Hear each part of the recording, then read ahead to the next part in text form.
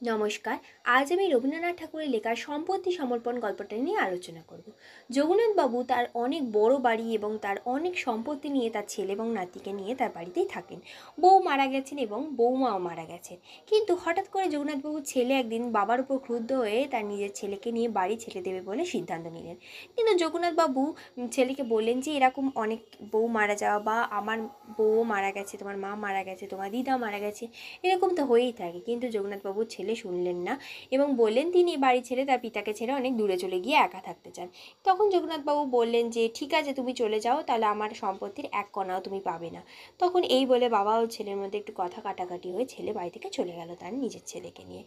এরপর জগন্নাথবাবু একা হয়ে গেলেন, তার বড় বাড়িতে তিনি একা থাকা শুরু করলেন এবং ধীরে ধীরে জগন্নাথবাবু তার নাতি এবং তার ছেলের কথা খুবই মনে পড়তে লাগলো এবং যখন তিনি সারাদিন ঘুরে ফিরে এসে বাড়ি ঢুকতেন তখন তিনি তার নাতিকে যেন তার ঘরে এদিক ওদিক ঘোরাঘুরি করতে দেখছেন বা দেয়ালে ছক কাটতে দেখছেন। এইসব ভেবে তিনি খুব মন খারাপ হতে শুরু করে দিলেন। এইভাবে কয়েক বছর কেটে গেল, 5-6 বছর কেটে গেল। তারপর একদিন জগন্নাথবাবু বাড়ি থেকে বেরিয়ে তাদের পাড়াতে একটা গাছের তলায় দেখে কয়েকটা বাচ্চা খেলা করছে।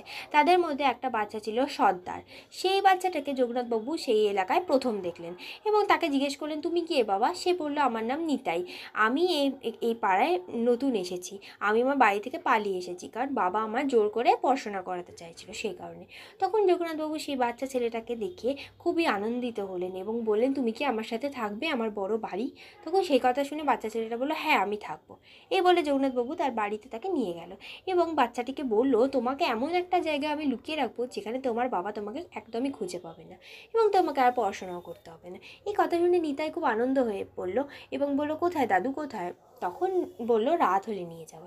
এরপর যখন রাত হলো জগন্নাথবাবু এক মন্দিরের কাছে নিয়ে গেল বাচ্চাটাকে। সেই মন্দিরে কোনো দেবদেবী ছিল না, এমনি একটা পুরনো মন্দির। সেই মন্দিরের কাছে একটা বড় পাথর সরিয়ে নিতাইকে একটা মাটির নিচে সিঁড়ি মইয়ে করে নামিয়ে একটা জায়গায় নিয়ে গেল। সেখানে গিয়ে নিতাইয়ের চোখ ছানা বড়া হয়ে গেল, কারণ সেখানে কলসি করে করে ভর্তি ভর্তি ছিল জগন্নাথবাবুর সম্পত্তি সব রাখা। জগন্নাথবাবু বললেন যে এই সব সম্পত্তি নিতাই আজ থেকে তোমার, তোমার নামে আমি সব কিছু লিখে নিচ্ছি। এবার এই আসনে কয়েকটা পুজোর সামগ্রীও সামনে ছিল এবং নিতাইকে জগন্নাথবাবু বললেন, এই আসনে তুমি বসে পড়ো। তখন নিতাই বলছে, কেন দাদু, আমি এখানে কেন বসবো? এই কথা শুনে জগন্নাথবাবু বললেন, এখন তোমার আমি পুজো করবো এবং কয়েকটা কথা তোমাকে মনে রাখতে হবে। এই কথা বলে নিতাই বলল, ঠিক আছে।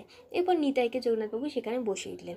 এরপর নিতাইকে তিনি পুজো করলেন এবং তার ছেলে এবং নাতির নাম বারবার আওড়াতে করলেন। এই কথা শুনে নিতাই অবাক হয়ে গেল এবং নিতাই বারবার আওড়াতেও থাকলো।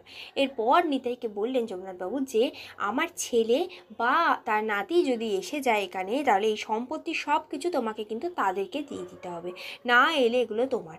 এই বলে ধীরে ধীরে জগন্নাথবাবু মই বেয়ে ওপরে উঠে গেলেন এবং আলো নিভিয়ে দিলেন। নিতাই বলছে, দাদু তুমি ওপরে কেন উঠে যাচ্ছ, আমাকে এখানে রেখে মাটির নিচে রেখে?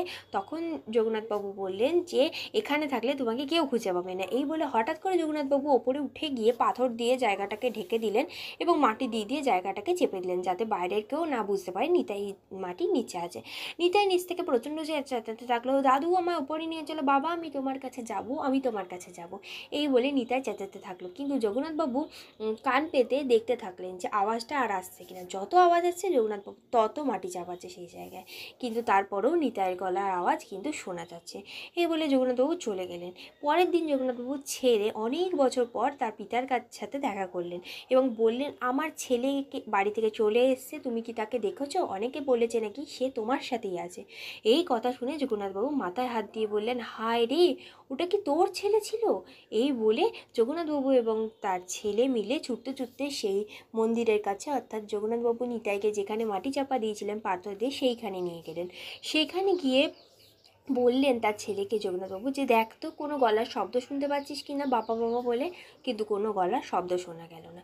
এই কথা মনে মনে ভেবে জগন্নাথবাবু অবাক হয়ে গেলেন এবং তিনি একটু পাগলের মতো ব্যবহার করতে শুরু করে দিলেন এবং যেখানে সেখানে যাকে তাকে ধরে জগন্নাথবাবু বলতে শুরু করে দিলেন, তোমরা কি আমার নাতিকে দেখেছো? তোমরা কি আমার নাতিকে দেখেছো? তার গলার আওয়াজ শুনতে পেয়েছো?